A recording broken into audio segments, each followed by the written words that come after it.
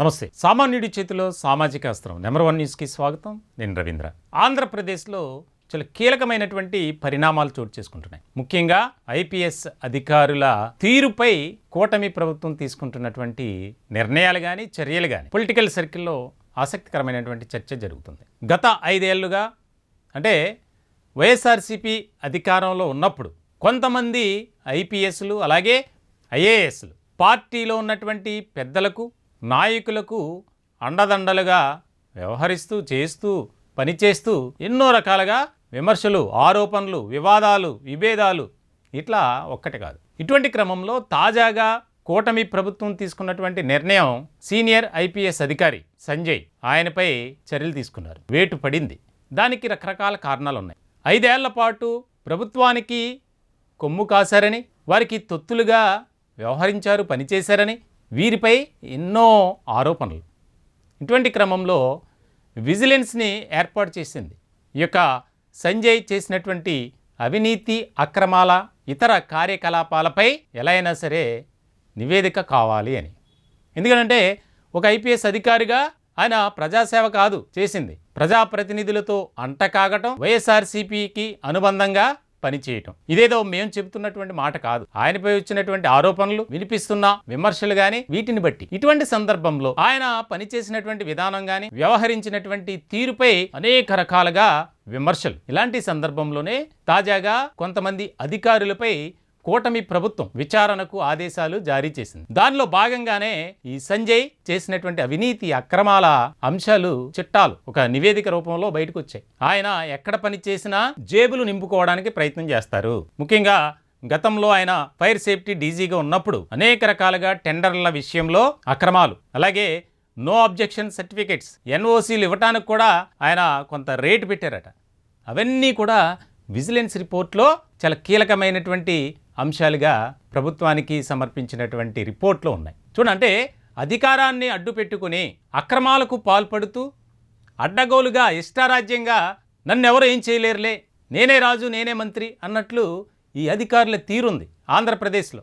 బహుశా ఆ దేశంలో ఏ రాష్ట్రంలో కూడా ఇటువంటి అధికారులు ఉండరేమో. కేవలం మన 2 తెలుగు రాష్ట్రాల్లోనే, మన పక్క రాష్ట్రం తెలంగాణలో కూడా అలాగే ఏడ్చింది, ఏపీలో అంతకు మించి అన్నట్లు ఉంది. సో మొత్తానికైతే సంజయ్ ఐపీఎస్ అధికారిగా ఆయన చేసినటువంటి అక్రమాలు కానీ అవినీతి కానీ ఇప్పుడు ఒక్కొక్కటిగా వెలుగులోకి వస్తున్నాయి.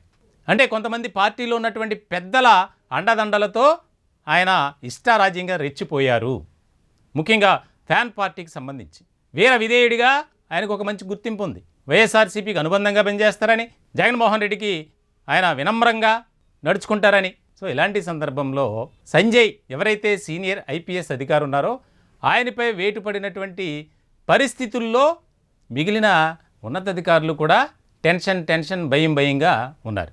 ఎందుకనంటే గత 5 ఏళ్ల పాటు రాష్ట్రాన్ని పరిపాలించినటువంటి జగన్ సర్కార్ ఎన్నో అక్రమాలకు పాల్పడ్డారు, ఎంతో అవినీతి చేశారు, ఒక్కటి కాదు అని చెప్పి కూటమి నేతలు పెద్దగా బహిరంగంగానే ఆరోపిస్తున్నారు. కొన్ని విషయాలు బయటకు వచ్చాయి. ముఖ్యంగా మనం చూస్తున్నాం, ఈ సోషల్ మీడియా వేదికగా వైఎస్ఆర్సీపీ మూక సోషల్ సైకోలు ఏ రకంగా రెచ్చిపోయారు అనేది తాజా అరెస్టులతోనే మనం అర్థం చేసుకోవచ్చు. వర్రా రవీంద్రారెడ్డి కావచ్చు, సజ్జల భార్గవరెడ్డి కావచ్చు, ఇలా ప్రతి ఒక్కరూ పార్టీకి అండదండలుగా ఉంటూ అధికారాన్ని చూసి రెచ్చిపోయి టార్గెట్ ప్రతిపక్షం తెలుగుదేశం పార్టీ అలాగే జనసేన పార్టీ అన్నట్లుగానే ముందుకు వెళ్ళారు. ఇటువంటి సందర్భంలో ఒక రకమైనటువంటి చర్చ జరుగుతుంది. తాజాగా కాకినాడ పోర్టులో రేషన్ మాఫియా వేలాది కోట్ల రూపాయలు ఇతర దేశాలకు తరలించేయటం అదే పెద్ద స్కామ్ అయిపోయింది. ఇప్పుడు దేశవ్యాప్తంగా ఒక చర్చనీయాంశమైనటువంటి ఒక టాపిక్గా మారింది.